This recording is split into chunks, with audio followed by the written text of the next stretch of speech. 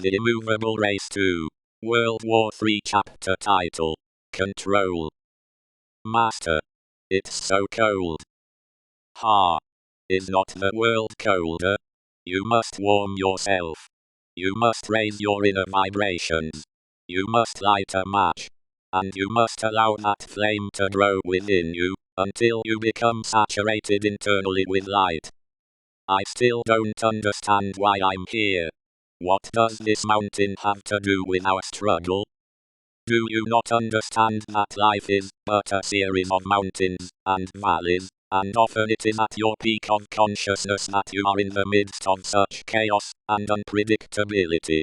It is extremes which cause you to achieve a state of higher being, and that allows you to develop your higher self, and to obtain a higher level of consciousness. As you shiver and you shake, you are allowing your body and its reactions to the environment around you to determine your state, but you must learn that your environment is not in control. It is your soul that is in control. And does your spirit feel cold? Does your soul feel warmth? Then why are you affected? Are you a body? Are you a biological vehicle? Or are you the driver of that vehicle? Are you in the passenger seat, being driven here and there through the world by forces who you do not control? Are you in the back seat, wholly unaware of your direction, and paying no attention at all where you are going, because you are preoccupied with twiddling your thumbs and looking out the window? Are you able to understand what you really are, to the point where you are driving the car instead of being driven?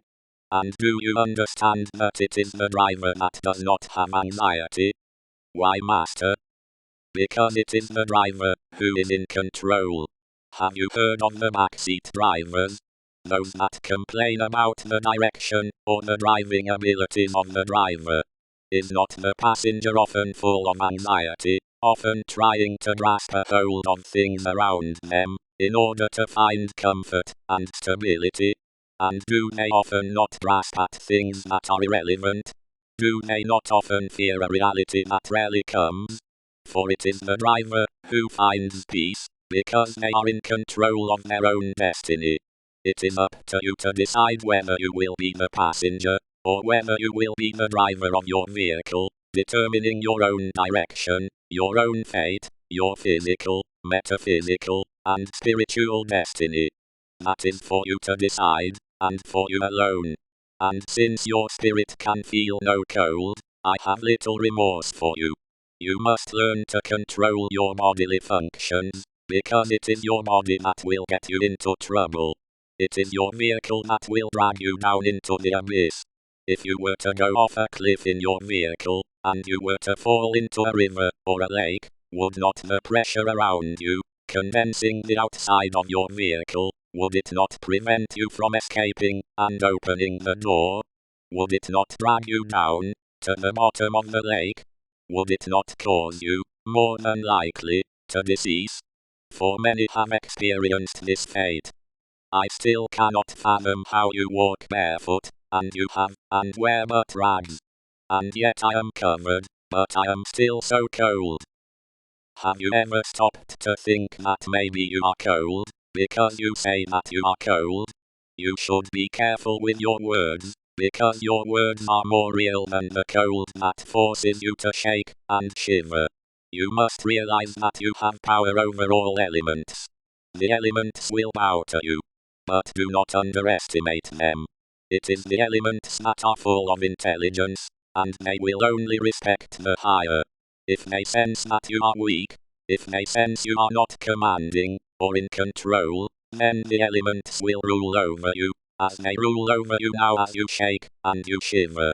Because you have weak thoughts, your body becomes weak, and the elements overwhelm you, and cause you much anxiety, suffering, and strife. I don't know how much longer I can stand here. You don't know? Well, maybe you should stay up here until you know. Why would a car want to be driven? Why would others want to be driven by a driver that does not know where they are going, or how to drive? Once you know where you are going, you will find comfort in that knowing. Is it not true that passengers prefer those among them, that a group prefers those among them that are knowledgeable about the route, about the destination, about the path? That they are the ones chosen to be in the driver's seat. So as long as you do not know, as long as you claim to not know, as long as you say you do not know, you will not be acknowledged by the forces, by the elements, by nature to be in the driver's seat. You will remain a passenger, as long as one claims they are not in control of their destiny.